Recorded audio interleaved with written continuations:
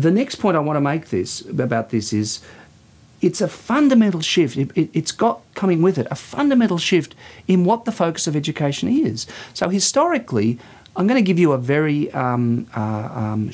pithy, short definition of traditional education. Traditional education is long-term memory, right? Long-term memory means you can repeat what you've learned, which is the definitions of concepts. You can apply algorithms, but you've learned how they work. You know a whole lot of information, and it's actually something which is not just in short-term memory, you know, you heard it a minute ago, but it's in long-term memory. And I've even got a cheeky, narrower definition of long-term memory, is long-term memory lasts until the day after the exam.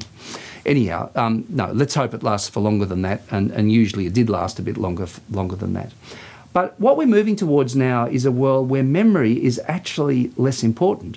So just personally speaking, I used to remember 100 phone numbers. I used to remember the phone numbers of all my friends and my family. And now, you know, I can't even remember my son's phone number because I've got a mnemonic device in my pocket, which is the telephone. I used to be really good with maps. I could memorize a map and find my way around and refer to the map and then remember a bit of it and keep driving and so on, which is a kind of a set of memory techniques. But now with the GPS, I'm completely disabled. I mean, the lady tells me, look, turn here, turn there, and so on. So this is a world which values memory work less because this technological phenomenon, this massive information is available to us all the time. It's available on our phones, it's available on our computers, and it should be available to us in every moment of learning.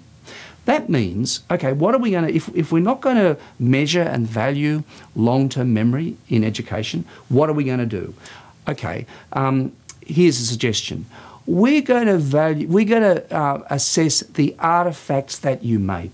Right? It's not what you can remember about volcanoes, it's the intellectual quality of your volcanoes report and the way in which you have cited all your sources. In other words, you've said, look, I didn't just remember this. You know, I don't know that lava is whatever, which is the definition, or the crust of the earth is as following, you know, which I can then repeat in an exam without a citation.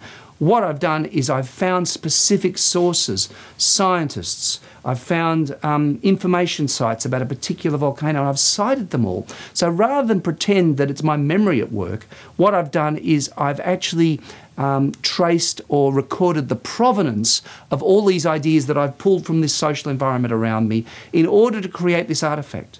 Now then, the volcanoes report might end up being an incredibly interesting, unique piece of work where you've linked some scientific understandings with a particular volcano and the way that it works. You've found photos of it, you've found YouTube videos that illustrate some of the points that you're making, and you've written this quite unique text. And the value of the text is the artifact that you've produced. It's not what you can remember, it's your capacity to produce an artifact which we might call either a scientific report or a physical geography report, and so on.